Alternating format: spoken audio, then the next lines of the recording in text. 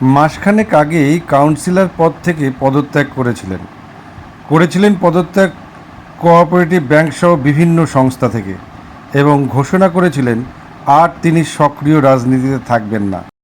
স্বেচ্ছায় রাজনৈতিক সন্ন্যাস নিতে চলেছেন তিনি। ভেবেছিলেন এতেই হয়তো পাবেন রক্ষা, কিন্তু শেষ রক্ষা হলো না।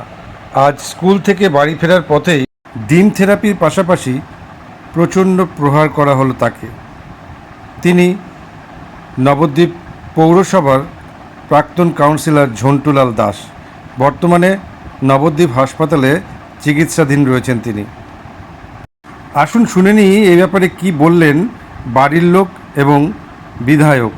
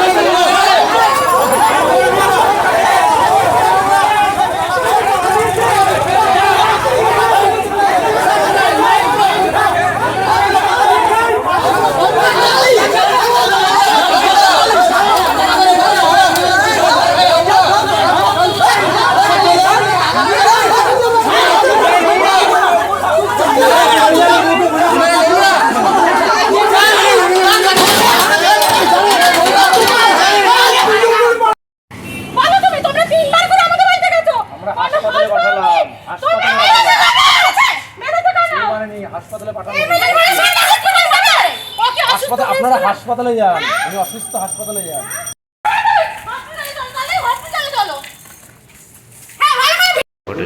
আমি স্কুল থেকে বাইরে বেরিয়েছি, কিছু লোকজন এসে আমাকে, ছেলেপেলেরা কিছু এসছে, আমাকে তারা মারধর করেছে।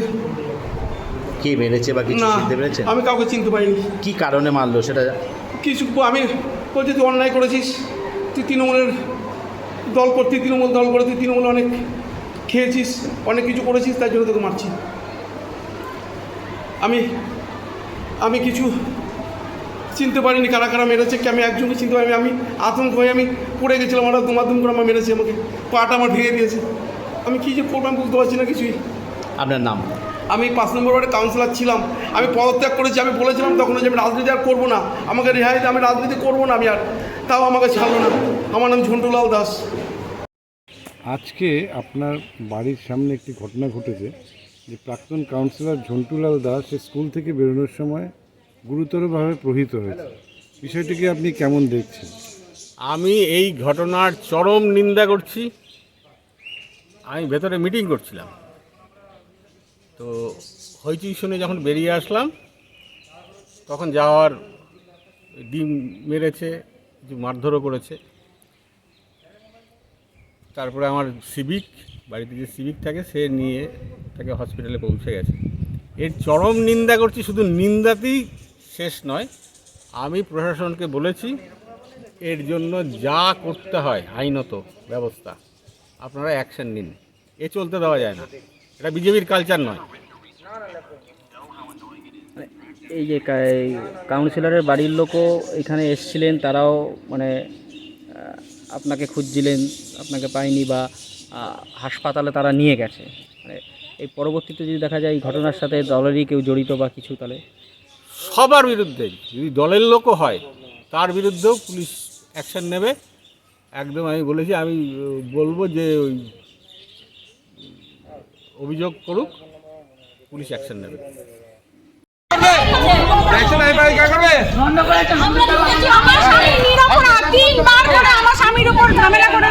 আমার স্বামীর বিরুদ্ধে কোনো কিছু পাইনি, কোনো অপরাধ করেনি সে, তা সত্ত্বেও তাকে আজকে স্কুলে গেছে, স্কুলে ছুটির সময় তাকে মেরেছে।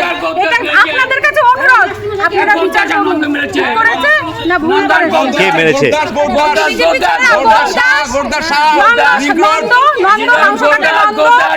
উজ্জ্বল দাস সবাই মিলে মেরেছে আমার স্বামী। তার বিরুদ্ধে কোনো কিছু প্রমাণ পাইনি, তা উপরন্তু সে ঝামেলা করে আমার স্বামীকে মেরেছে। আপনারা দয়া করুন, আমার স্বামীর সাথে থাকুন, আমাদের সাথে থাকুন।